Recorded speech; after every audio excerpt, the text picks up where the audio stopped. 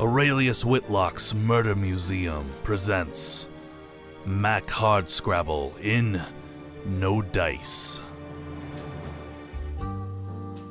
The name's Mack Hardscrabble. That's spelled with a K, 2 B's, an L, a D. Not necessarily in that order.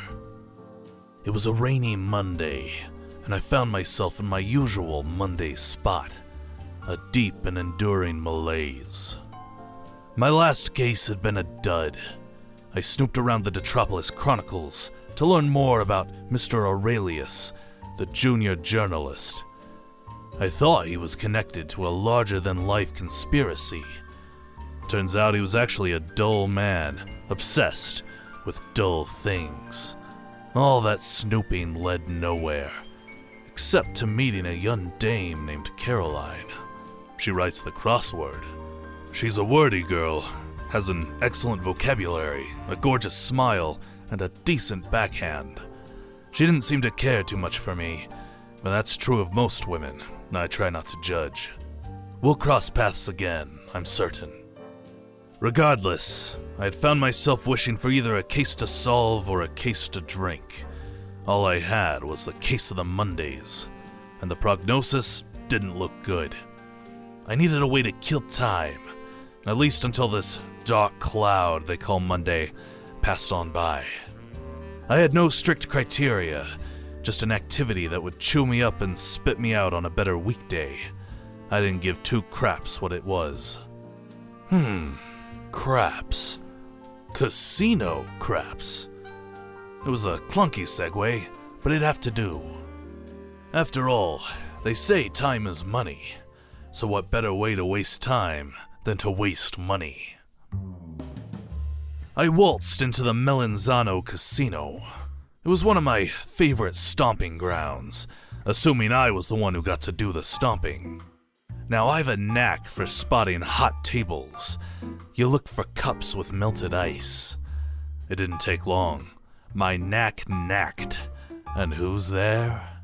A man with a black eye, drinking a beer in one hand and shaking dice in his other. He was clearly the hot shooter. He sat between two even larger individuals, clearly bred to be bodyguards. This man was the filling in a macho sandwich. As he took a sip, I realized I recognized his mug. It was a novelty cup sold at Dallon's Deli. I've got to get me one of those. I recognized his face, too. This was Devin Melanzano, son of Luca Melanzano. I said, "You're Devin Melanzano, son of Luca Melanzano." He didn't look up from the table. So much for my congenial recitation of genealogy. I sat down and wagered on a few rolls. Devin kept rolling, and what a streak it was. He rolled 8, after 8, after 8. Sweet Sally, what are the odds? Then it hit me, harder than Caroline's backhand. Devin was using loaded dice. What was that? Drat, I thought I was monologuing that.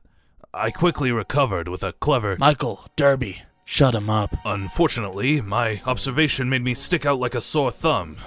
Or maybe a different particular finger. Michael swung his overly muscular arms around to grab me, but he narrowly missed. I used another useful skill I've developed. Some people call it flinching, but I call it a healthy self-preservation instinct. That same instinct told me, it's time to go. The front doors were blocked by more beefcakes, so I ran towards the back. I dodged around a shadowy corner just in time and slipped into an open door. I heard the loafs continue down the hallway. I looked around. I was alone in a library room, thick with the smell of old books. Elegant tomes lined every wall.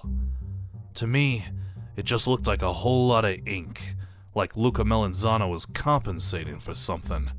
Maybe he can't read. I didn't have time to do much looking around, but there was something that caught my eye. A small object glittering in the lamplight, placed on one of the shelves. It looked like a pocket watch of curious workmanship. It didn't look like anything I'd ever seen before. I popped it open. It was more of a locket, but the inside was blank. No picture, no clock face.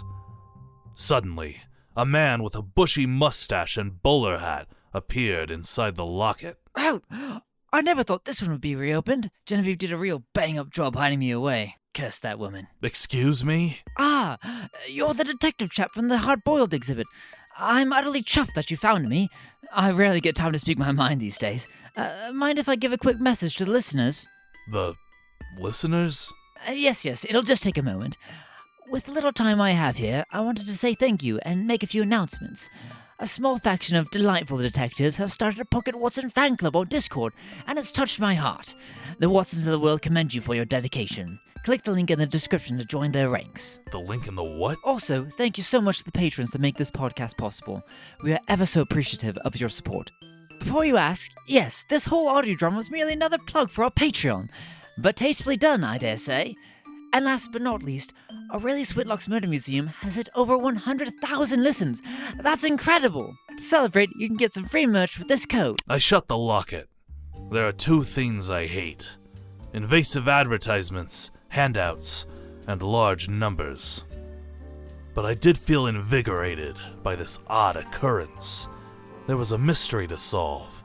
Who was this strange, portly little Brit? I can hear you. Clearly, his character was a one-dimensional stereotype. Unlike me, I have nuance. It's the name of my revolver. Anyway, this locket would likely lead down some dangerous roads. But there's a detective in Detropolis that doesn't flinch when faced with a case. Sorry, that startled me. His name is Mack Hardscrabble, and that's spelled with an M, an A, a C, and a K, in that order.